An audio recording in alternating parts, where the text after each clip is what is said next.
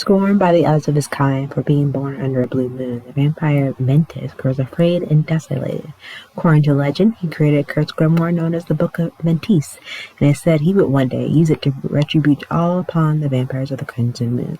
It's 19th century Paris. Known archivist is searched for the fatal Book of Ventis. While traveling abroad aboard airship, he is saved from vampire attacks by an eccentric doctor who calls himself Ventus and carries the very tomb he seeks.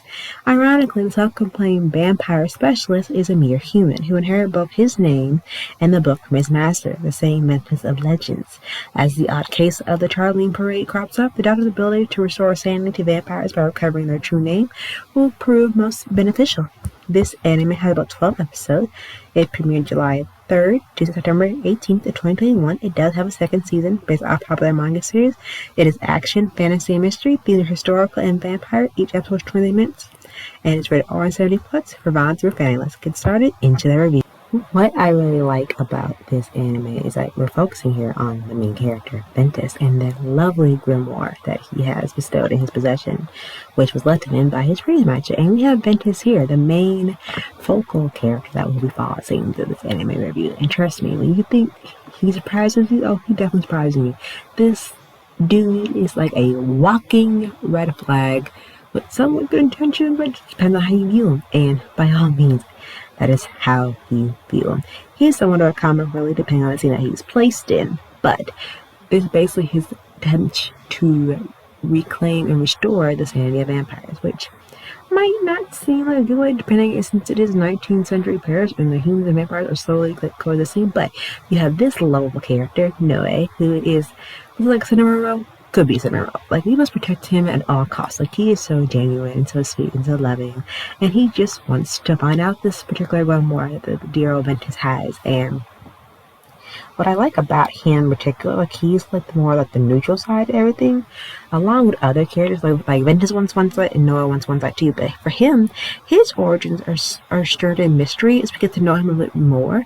But also, since the second season, I can't wait to see how they develop Noah's character even more. Like, his aesthetic is very appealing. I love the white and purple color scheme. Like, that's just lovely. And at first, when I watched this anime, I originally read the manga, and the manga cover is stunning, so if you haven't read the manga, go read it. Plus, the covers are beautifully done in watercolor aesthetics, which I love. And then you have good old Ventus. Him.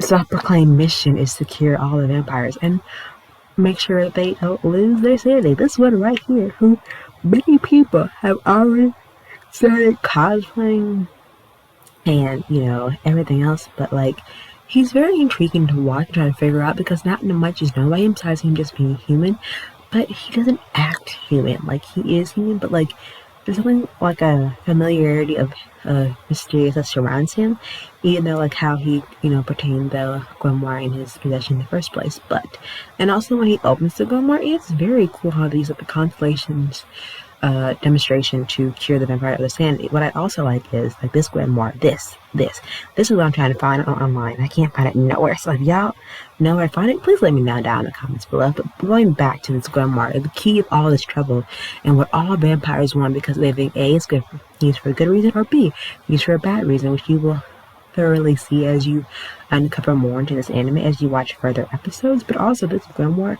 is the focal catalyst of how everything's beginning in 19th century Paris and what side that is going to stay on in capable hands, whether it be on the good side of vampires or the bad part of vampires who wants to use its contents for evil.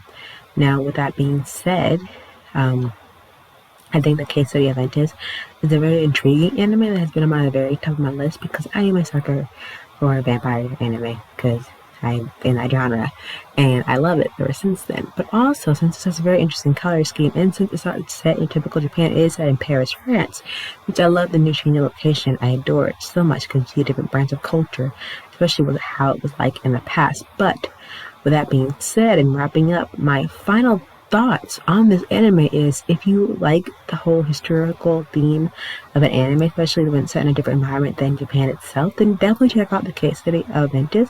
If you like 19th century Paris, you'll definitely love this, and also the characters and the overall aesthetic and clothing tie that they wear back then. Definitely check it out. If you love good, strong female characters, this anime is definitely for you. But definitely check out the case study of Ventus if you haven't already, and let me know what you think. But until then, I'll see you soon for another anime review. Bye!